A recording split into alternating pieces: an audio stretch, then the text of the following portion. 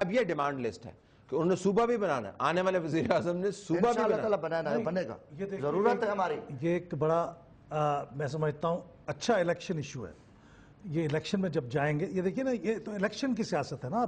اب الیکشن میں ایک ساؤتھ پنجاب میں یہ پاپولر ڈیمانڈ ہے, ایک منٹ میں صرف پاپولر ڈیمانڈ ہے. آدھا منٹ سن لیں, میں حلفاً کہہ رہا ہوں ڈیمانڈ ضرور ہے پبلک کی, مگر میرے حلقے میں یا جہاں بیٹھے ہیں کہ الگ اس پہ ہمیں ووٹ نہیں ملنا, یہ بھی بڑی باتیں آ رہی ہیں. صدر صاحب نے, ہم نے تمام پارٹیوں کو, میاں صاحب سمیت تمام کو ہم نے کہا کہ بیٹھ کے یہ ایک جائز مسئلہ ہے. 64 سالہ محرومی ہے, فلڈ تباہ کر کے گئے, پانی نہیں ہے, ہر طرح کی زیادتی ہے. کیا ایک پھر اسی حالات کی طرف جب بلوچستان میں جو حالات بنے, واللہ کوئی ایسی سیاسی بات ہے, گورنر وہاں سے, پرائم منسٹر وہاں سے, فائنانس منسٹر وہاں سے, وزیر خارجہ وہاں سے, کامرس اس یوسف رضا گیلانی کو کریڈٹ جاتا ہے کہ اس نے پہلی دفعہ ساؤتھ میں کام آ کے کیا. یہ کو ماننے والی بات ہے, ماضی میں کسی نے نہیں کیا. ملتان نہیں. طلعت بھائی دیکھو یہ بھی جھوٹ ہے.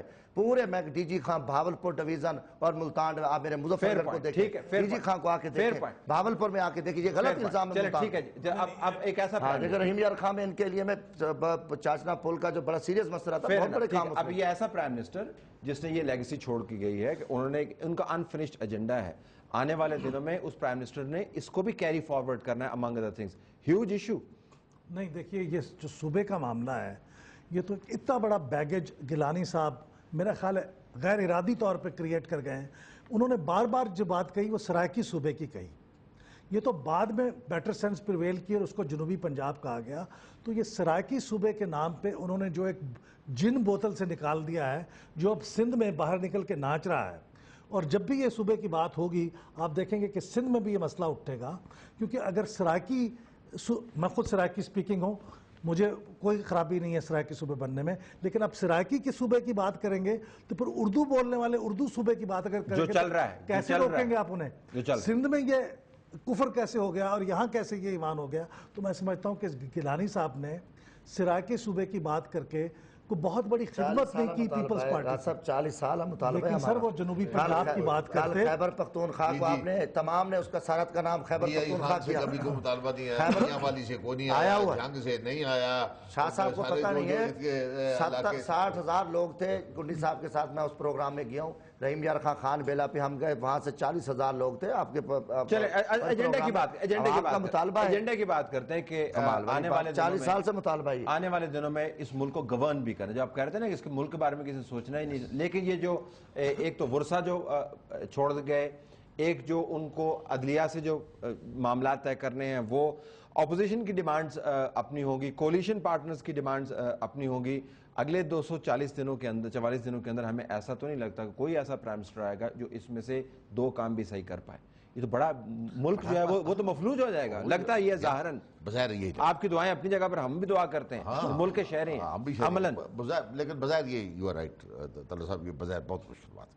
تو پھر آپ ریزائن کر دیں. نہیں دیکھو وہ پتہ نہیں, جو کہہ رہے ہیں ریزائن کریں نئے الیکشن کے لیے. ریزائن کرنے سے الیکشن کیسے ہو جائیں گے؟ نہیں تو ایک مومنٹم جنریٹ ہو جائے گا. یہ دیکھیں نا, آئین میں لکھا ہوا ہے کہ ہم ریزائن دیں گے تو الیکشن ہو جائیں گے, مطلب ہے. لیکن پتہ نہیں کل کیا ہوگا.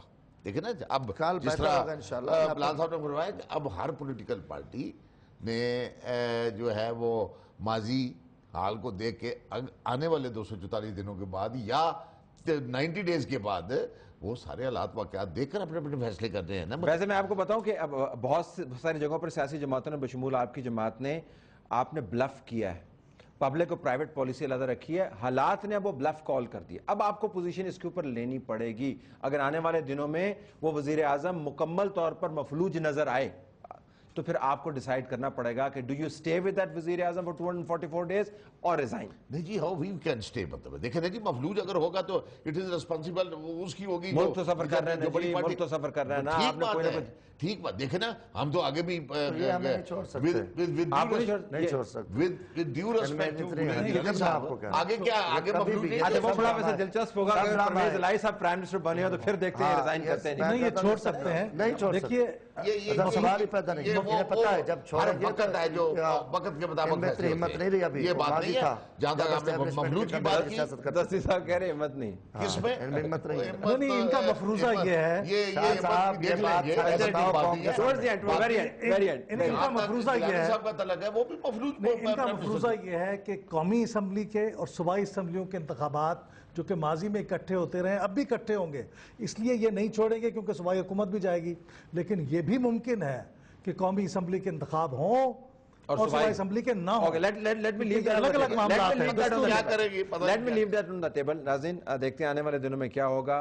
बहुत इंटरेस्टिंग दिन भी हैं, लेकिन उसके अंदर ख़तरा भी बहुत मौजूद है। मौका भी हमारे सामने है कि हालात को दुरुस्त कर पाएँ, और अगर गलत फैसले हो गए तो उससे बुरे हालात होंगे जो अभी तक हमने देखे हैं। अल्लाह खैर करे। इजाज़त दीजिए, अल्लाह हाफ़िज़।